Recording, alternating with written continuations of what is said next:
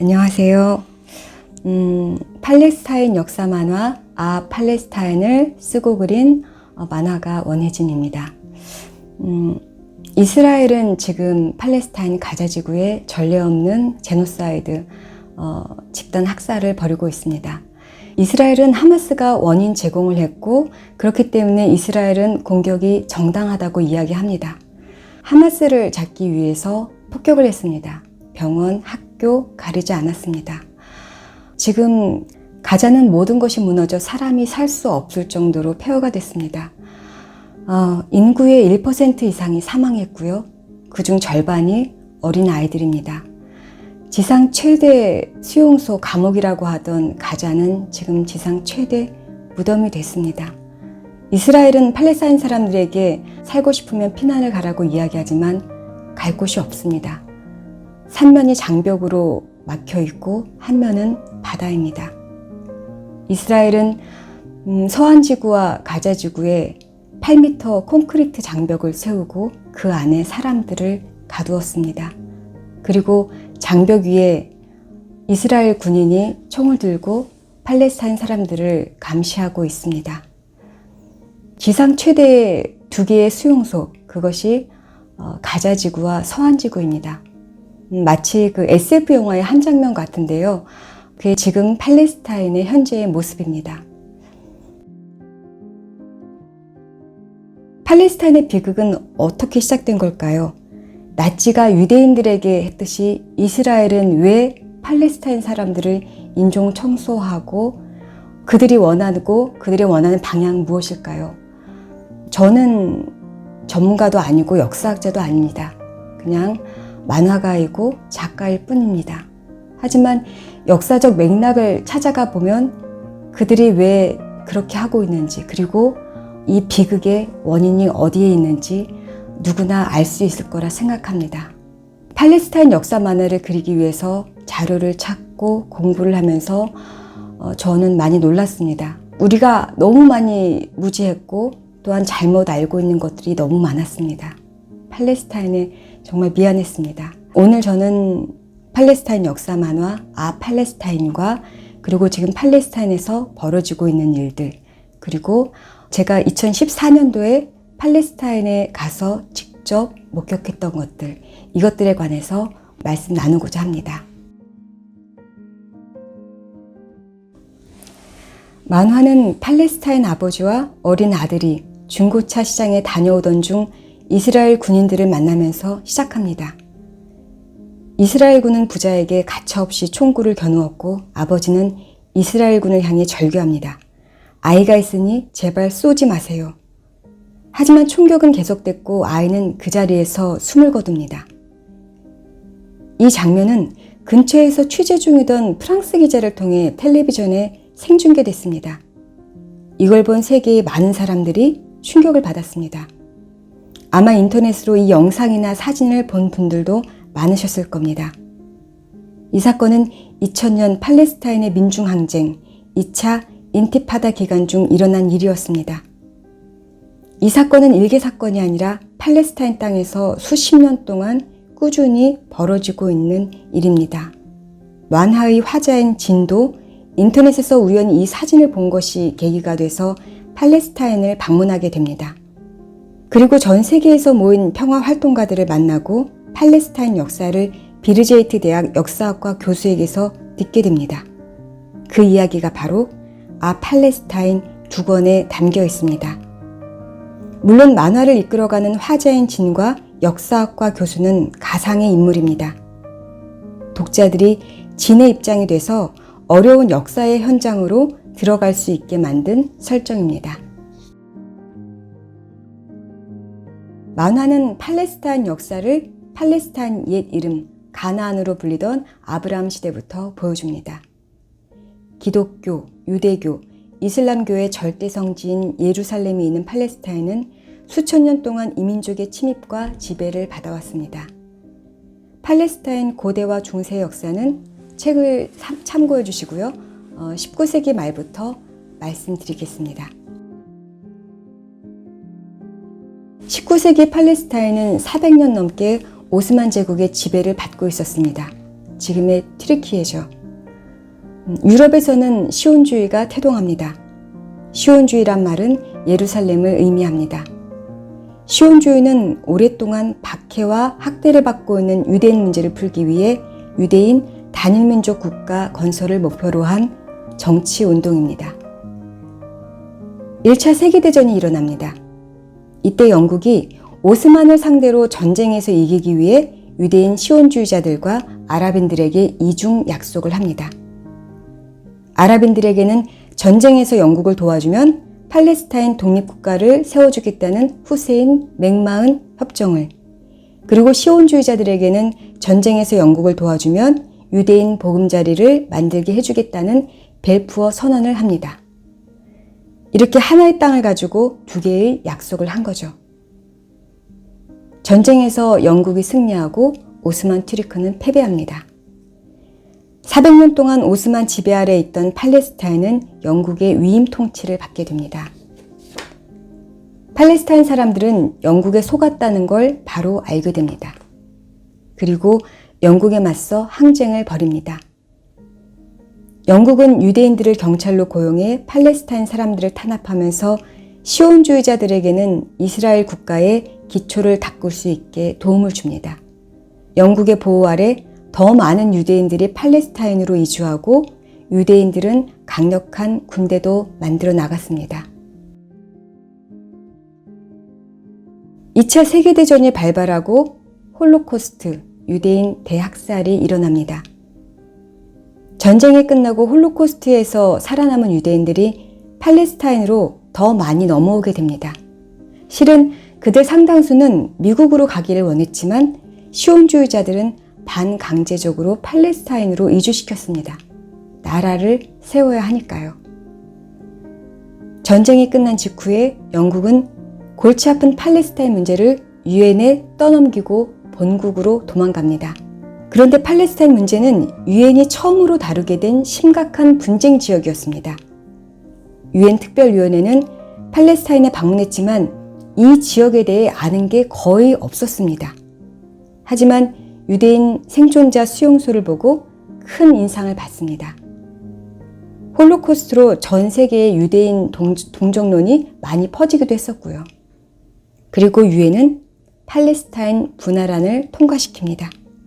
예루살렘은 국제관리 지역으로 두고 팔레스타인 땅을 갈라서 이스라엘 국가와 팔레스타인 국가를 세우라는 거죠.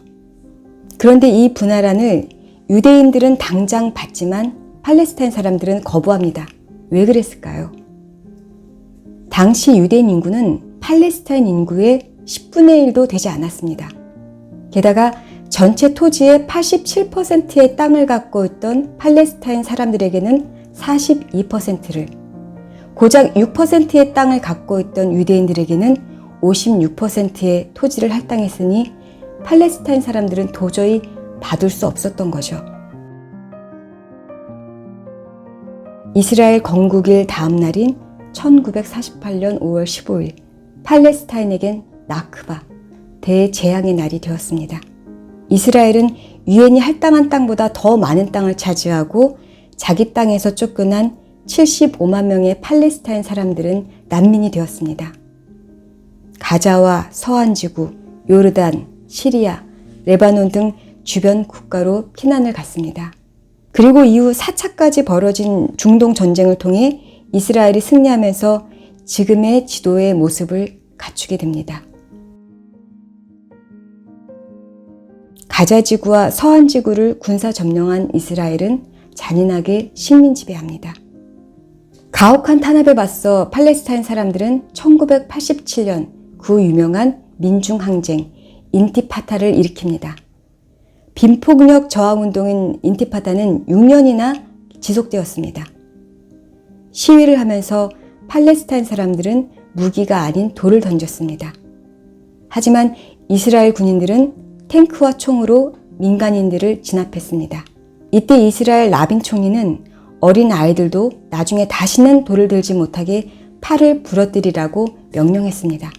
이스라엘 군인들은 돌을 던지는 아이들을 잡아 벽에 기대게 하고 팔을 개머리판으로 내리쳐 부러뜨렸습니다. 이스라엘의 무자비한 탄압이 세계에 알려지고 생중계되면서 이스라엘은 큰 비난을 받고 위기를 느끼게 됩니다. 이 위기를 타파하기 위해 미국이 평화협상을 중재합니다. 그것이 바로 오슬로 평화협정입니다. 협정에는 팔레스타인 자치를 인정한다는 내용이 담겨 있습니다. 팔레스타인 사람들은 기쁨에 넘쳐서 거리로 쏟아져 나옵니다. 팔레스타인 아라파트와 이스라엘 라빈 총리는 중동 평화를 앞당겼다며 노벨 평화상을 수상했습니다. 하지만 오슬로 평화협정의 실체가 드러나면서 팔레스타인 사람들은 실망하고 분노합니다. 팔레스타인이 이스라엘 점령에서 독립하는 건 줄 알았는데 실체는 이스라엘의 지배 협상이었거든요. 서한 지구를 A, B, C 구역으로 나누고 A 지구 2% 정도만 온전히 팔레스타인 자치정부가 관할하고 나머지 대부분은 이스라엘이 경찰권과 행정권을 가지고 지배하는 형식이었습니다. 협정에 따르면 안보라는 명분으로 이스라엘은 어디든 어떤 팔레스타인 사람이든 마음대로 처리할 수 있습니다. 하지만 팔레스타인 경찰은 어떤 상황에서도 이스라엘 사람을 체포하거나 가둘 수 없습니다. 평화협정 이후에 팔레스타인 첫 선거를 치르면서 팔레스타인 정부의 수반으로 피에로 의장이자 파타당의 아라파트가 당선되었습니다.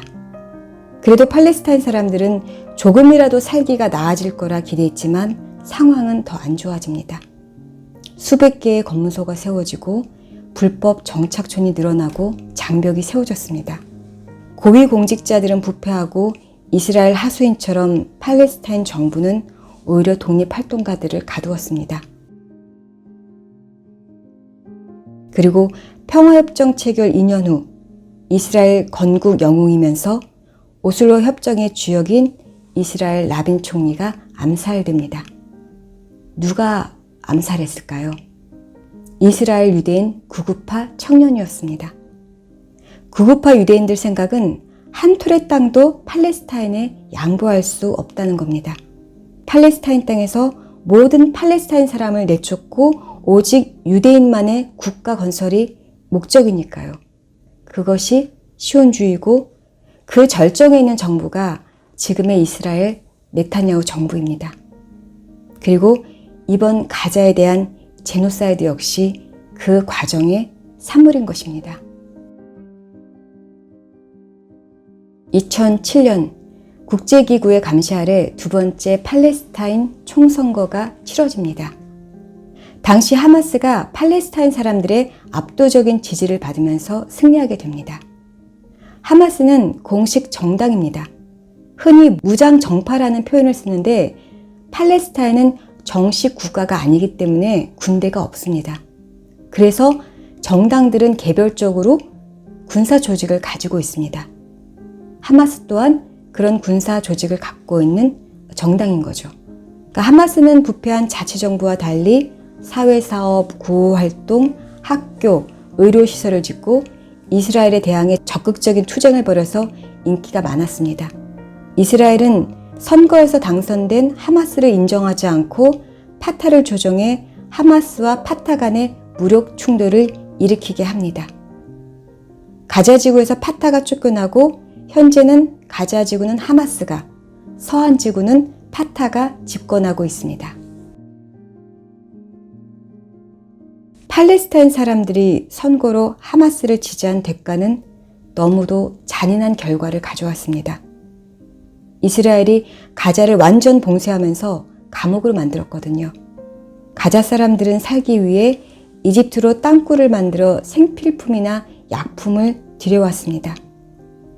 이스라엘은 땅굴로 무기를 들어온다면서 주기적으로 가자에 미사일을 날렸습니다. 가자는 실업, 식량, 전기, 약품, 특히나 물 문제가 아주 심각합니다. 가자가 봉쇄를 당한 지 18년이나 되었습니다. 그리고 현재 큰 재앙이 일어나고 있는 거죠. 서한지구도 가자와 마찬가지로 8m 콘크리트 장벽에 둘러싸인 또 하나의 초대형 감옥입니다. 또한 팔레스타인 사람들은 이동의 자유도 없습니다.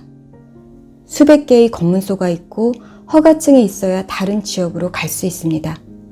심지어 내 올리브 농장을 가는데도 검문소를 통과해야 하는 경우도 있습니다. 검문소는 수시로 닫히거나 아무 길에서 임시 검문소를 만들어 팔레스타인 사람들을 통제하고 모욕을 주기도 합니다. 가장 큰 문제는 정착촌입니다. 서한 지구에 유대인들을 이주시켜 불법 정착촌을 만들고 있거든요. 정착촌은 국제법 위반으로 전쟁 범죄입니다. 정착촌은 제네바 협약을 위반한 사례 중에 가장 악랄한 경우로 꼽히면서 유엔과 세계가 비난하고 있습니다. 하지만 이스라엘은 꿋꿋하게 정착촌을 확대해 나가고 있습니다. 현재 정착촌은 서한 지구에 700여 곳이 넘는다고 합니다. 팔레스타인 마을을 빼앗고 사람들을 강제로 쫓아내면서 팔레스타인 난민은 매일매일 늘어나고 있습니다. 전 세계 난민의 3분의 1이 팔레스타인 난민이라고 합니다. 팔레스타인 서한 지구는 정착촌으로 인해 구멍이 숭숭 뚫린 누더기 땅이 됐습니다. 게다가 정착촌 유대인들의 범죄는 심각합니다. 하지만 유엔 결의안이 채택되자 유대인들은 팔레스타인 사람들 추방 작전을 펼칩니다. 마을을 파괴하고 사람들을 학살했습니다. 그리고 이스라엘은 국가를 선포합니다. 이때 제1차 중동 전쟁이 일어납니다. 이스라엘 학살에서 팔레스타인 형제들을 구하자고 외치면서 주변 아랍 국가들이 전쟁에 뛰어들긴 하지만 전쟁 경험도 거의 없고 전쟁에 제대로 이렇게 임하지도 않으면서 이스라엘이 승리를 합니다.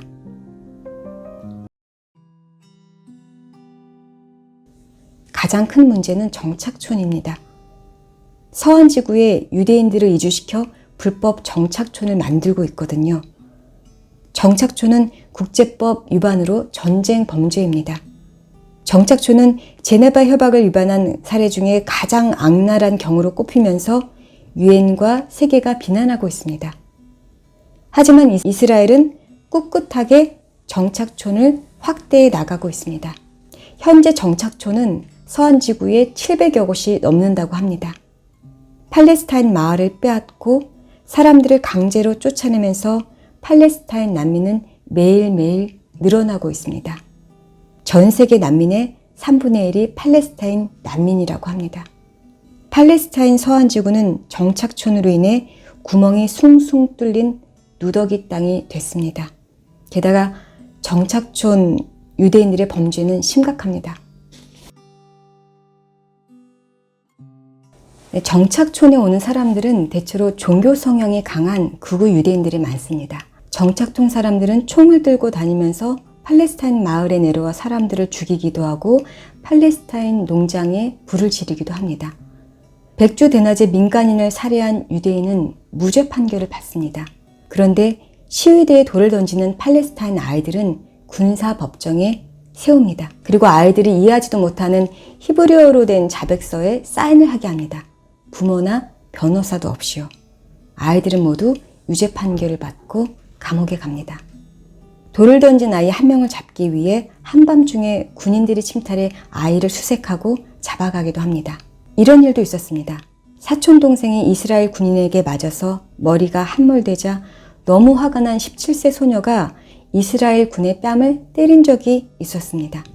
이 영상이 공개되고 이스라엘 사회는 난리가 납니다. 테러리스트라고. 소녀는 군사법정에 세워지고 감옥에 갔습니다. 팔레스타인 시위 사진을 보면 아이들이 시위하면서 돌을 던지는 장면을 많이 보셨을 거예요. 외부에서 비난도 많습니다. 왜 아이들을 위험한 시위에 내보내냐고요. 이스라엘군의 뺨을 때렸던 소녀는 이렇게 대답했습니다. 누가 나에게 시위에 나가서 점령군에 저항하라고 시킨 게 아닙니다. 내가 시위에 나가는 건 우리 중 누군가가 살해당할까 두려워하는 동안 불법 유대 정착민들은 우리 땅에서 수영하고 노는 걸 매일 보기 때문입니다. 아이들은 태어나면서부터 최루탄 냄새를 맡고 조금 크면 돌을 던지면서 저항하고 더 커서 어른이 되면 이스라엘에 맞서 싸우다가 감옥에 가거나 죽기도 합니다. 물론 당연히 모든 팔레스타인 사람들이 이렇게 살지는 않습니다. 포기하고 순응하면서 살거나 이스라엘의 협조에 이웃을 밀고하고 생계를 잇는 사람들도 있을 거고 다양한 삶이 존재할 것입니다. 일제강점기에 우리가 그랬던 말입니다. 이스라엘 재무장관은 스스로를 파시스트라고 이야기하고 국방장관은 팔레스타인 사람들을 가리켜 인간 짐승이라고 공식 석상에서 이야기합니다. 홀로코스트 피해자였던 유대인들이 고스란히 팔레스타인 사람들을 학살하고 있습니다. 1948년 처음 이스라엘이 국가를 세우기 위해 그 땅에 살고 있던 팔레스타인 사람들을 학살했을 때 시온주의 장교 요세프 나흐마니는 자신의 일기에 이렇게 썼습니다. 유대군은 어디에서 나치와 같은 그런 잔혹성을 배우게 됐을까? 그들은 저들에게서 배웠다. 한 장교는 내게 그 장면에 탁월한 사람이 나치 수용소 출신이라고 말했다. 76년이 흐른 지금도 그들은 달라진 게 없습니다. 팔레스타인에는 제2의 나크바가 일어났습니다. 부디 팔레스타인에 대한 학살을 멈추라고 조국 이스라엘에 호소하던 홀로코스트 생존자 유대인 노인은 시온주의자들의 테러 위협에 시달려 미국으로 떠나야 했습니다. 이스라엘 젊은이들은 일본 젊은이들처럼 왜곡된 역사를 배우고 있다고 합니다. 일본이 가해자가 아닌 원자폭탄을 맞은 피해자의 역사를 배우듯이 이스라엘도 홀로코스트를 겪은 피해자의 역사만 배우고 있습니다. 그들이 국가 수립 과정에서 팔레스타인 사람들을 잔혹하게 학살했던 기록과 증언이 넘쳐나는데 이스라엘은 기록 폐기를 진행 중이고 가르치지 않는다고 합니다.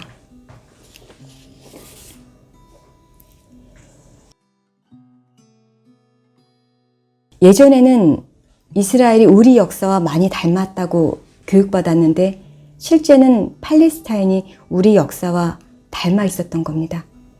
팔레스타인의 국제적인 정식 명칭은 Occupied Palestine, 점령당한 팔레스타인입니다. 일본 제국주의로부터 해방되지 않고 계속 강제 점령 상태로 남아있다면 팔레스타인이 바로 우리의 모습일지 모릅니다. 일제 식민지 시절 우리는 일본의 탄압에 맞서 가만히 있었나요? 독립운동을 했고 무장투쟁도 함께 했습니다. 김구, 안중근, 윤봉길, 홍범도 이런 분들을 일본은 지금도 테러리스트라고 부릅니다. 팔레스타인 독립을 위해 싸우는 사람들 또한 미국과 이슬은 테러리스트라 매도하지만 엄연히 그들은 팔레스타인 독립군입니다. 팔레스타인 사람들은 수십 년 동안 억압당하면서 온갖 형태의 저항을 해왔습니다. 파업, 동맹휴업, 단식, 국제인권 및 사법제도 활용 모든 방법을 총동원해 저항했습니다. 사회의 중재의 기대를 걸기도 했고 수없이 많은 평화적인 시위를 했습니다. 오랜 기간 이어진 비폭력 저항인 인티파다가 대표적인 예이기도 하고요. 하지만 이스라엘은 이런 비폭력 저항에 어떻게 응대했나요? 총을 쏘고 탱크로 밀어버리고 미사일을 쏘면서 학살로 답했습니다. 팔레스타인에서 무장한 저항 세력이 나오는 건 너무도 당연한 결과라는 생각이 듭니다.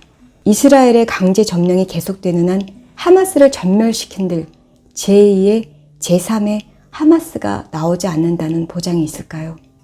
여담이지만 테러 집단이라고 매도당하는 하마스의 1대 지도자 야신의 직업은 교사이고 2대 지도자 란테시는 소아과 의사였습니다. 둘 다 이스라엘에 암살당했고요. 반면 이스라엘의 유명한 지도자들은 테러단체 출신 전쟁 영웅들이 많습니다. 예를 들면 6.1 전쟁의 영웅 모세 다얀, 오슬로 협정의 주역이자 노벨 평화상 수상자 라빈, 악명 높은 샤론 총리, 모두 군인이면서 과거 유대인 테러단체 하가나 출신들입니다.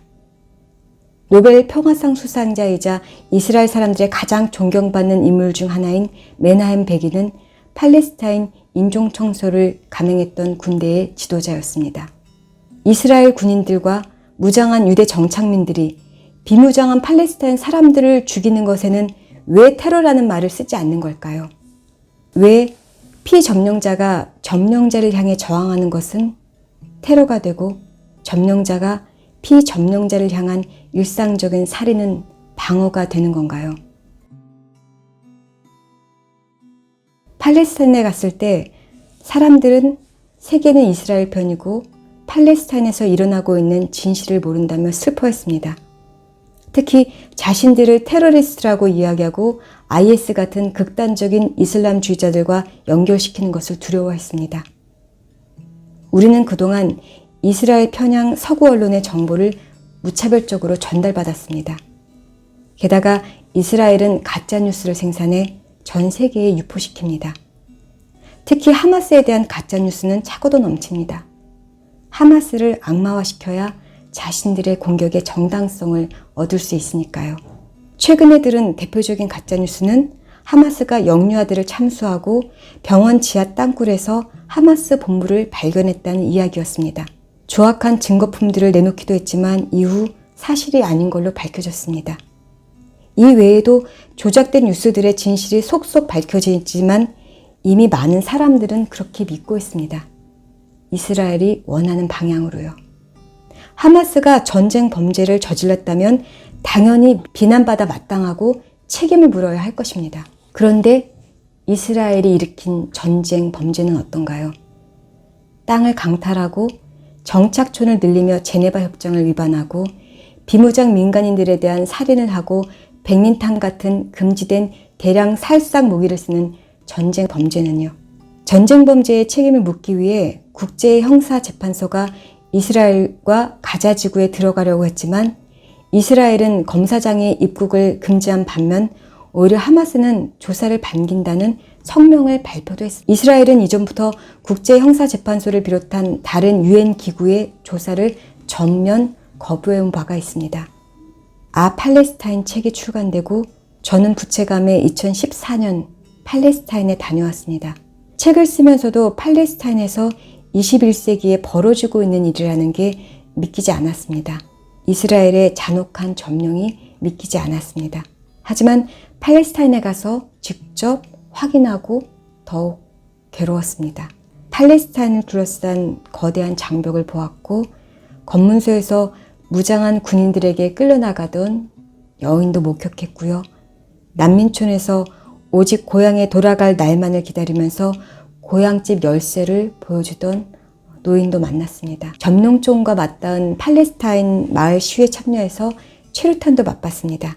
매주 시위를 하고 동네에 최루탄이 가득하고 때로는 총에 맞아 사람이 죽고 가족이, 이웃이 감옥에 가는 그런 상황에서도 사람들은 정말 따뜻하고 친절했습니다. 사람들만 보면 평화로운 동네처럼 느껴질 정도였습니다.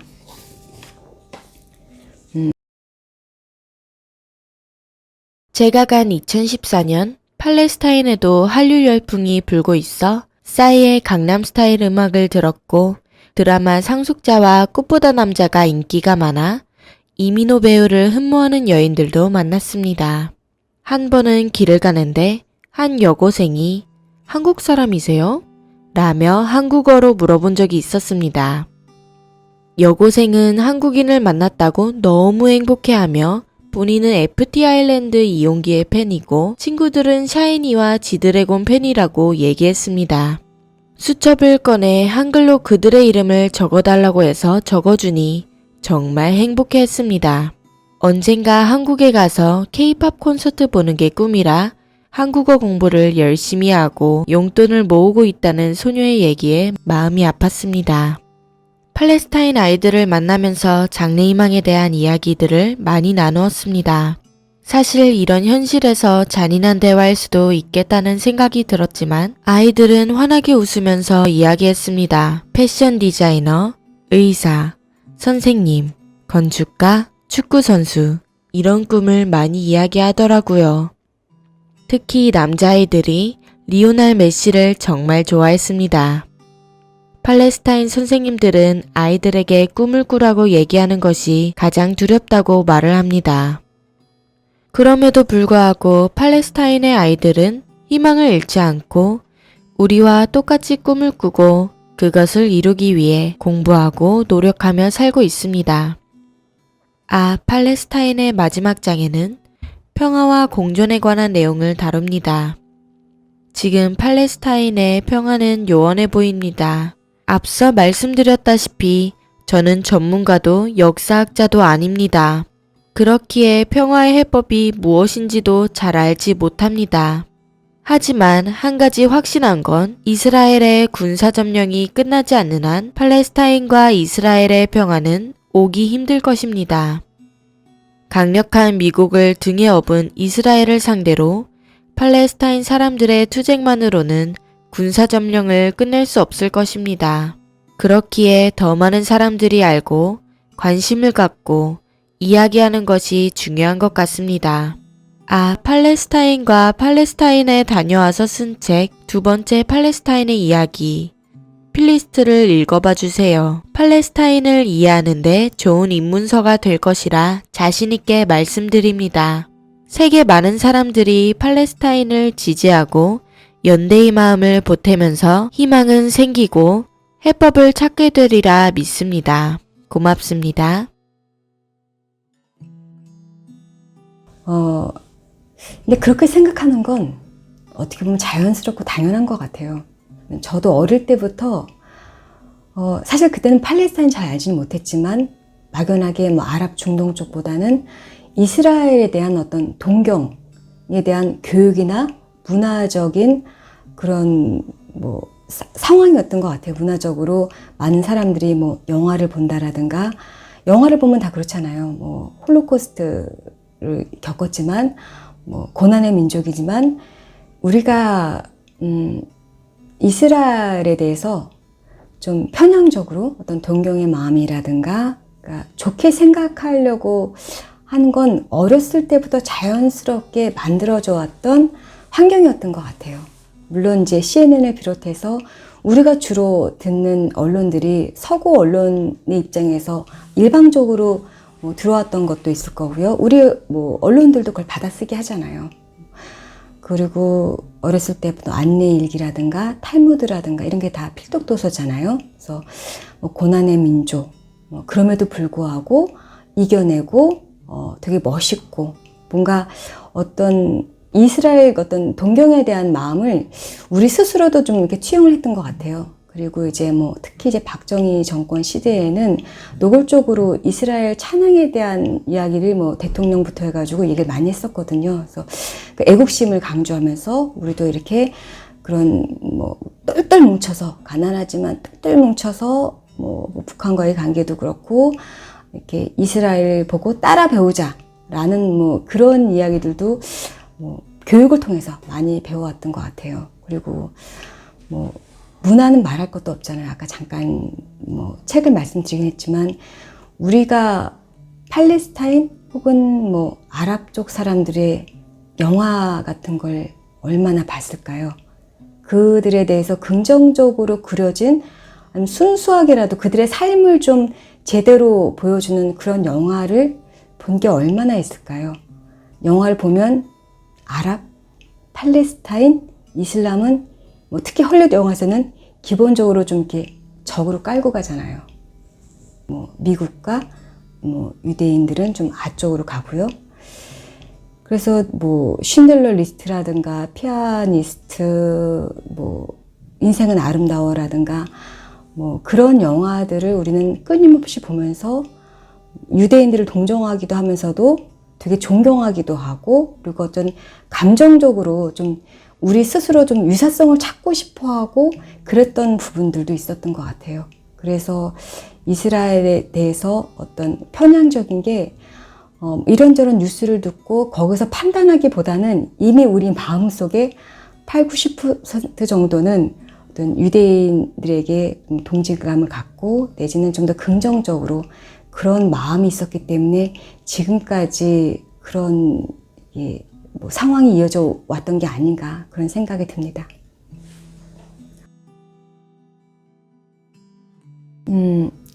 정말 한국의 근대사하고 팔레스타인의 근대사가 유사한 점이 굉장히 많아요. 첫 번째는 그것부터 이제 시작할 수 있을 것 같아요. 우리가 일제강점기 들어가기 전에 우리의 의지와 상관없이 강대국들이 밀약을 맺잖아요. 카스라 테프트 미락이 미국과 일본 간에 맺은 미락이었죠. 그래서 일본의 그 한국 식민지, 한국 정령에 대한 인정을 해주는 그런 미락이었고요. 그때 팔레스타인도 팔레스타인 사람의 의지와는 상관없이 외세에 의해 그런 미락들이 많이 있었는데 그 중에 대표적인 게 바로 벨푸어 선언이었던 거죠. 벨푸어 선언은 아까도 말씀드렸다시피 영국과 이스라엘 시오니스트 간의, 이스라엘이 아니죠. 그때는 유대인 시오니스트였죠. 유대인 시오니스트 간에 맺은 미락으로 그 팔레스타인 지역에 유대인 국가를 세워주겠다는 약속이었잖아요. 거기서부터 비슷하게 들어가서 식민지배가 있었고요. 뭐 위임 통치 기간도 있었고요. 그리고 유엔에 있어 강제적인 땅 분할도 있었고요. 전쟁도 있었고, 그리고 최근에는 정말 같은 해에 있었던 87년 민중항쟁까지 정말 근현대사에 비슷한 부분이 되게 많이 있는 것 같습니다. 팔레스타인에 갔을 때 사람들이 제가 그때 당시는 책을 보여줄 수는 없었지만, 팔레스타인 책을 보여줄 수는 없었지만 오마이뉴스에 웹툰으로 연재되어 있던 게 인터넷으로 볼 수 있으니까요. 그걸 보여드렸어요. 너무 좋아하는 거예요. 그래서 먼 나라에서 우리의 이야기를, 우리의 역사를 썼다고? 다 이제 대부분의 사람들이 이스라엘 편에서 이제 이야기를 하니까, 그런데 자기네 역사를 써줬다는 걸 너무 고마워하면서 그 분들이 생각하는, 저희가 좀 지지하고 이렇게 연대의 마음을 보내는 게 저희가 상상했던 것보다 그분들한테는 굉장히 큰 희망으로 다가가더라고요. 되게 절망 속에서 그런 소식들, 야, 어디서 이랬대, 어느 나라에서는 이렇게 지자고 이랬다는 것들이 굉장히 그분들한테는 힘이 되더라고요. 그래서 제가 장벽에서 쓰여있는 말 중에 정말 어떻게 보면 슬프면서도 감동적인 말이 존재하는 것이 저항하는 것이다 라는 글귀가 있거든요.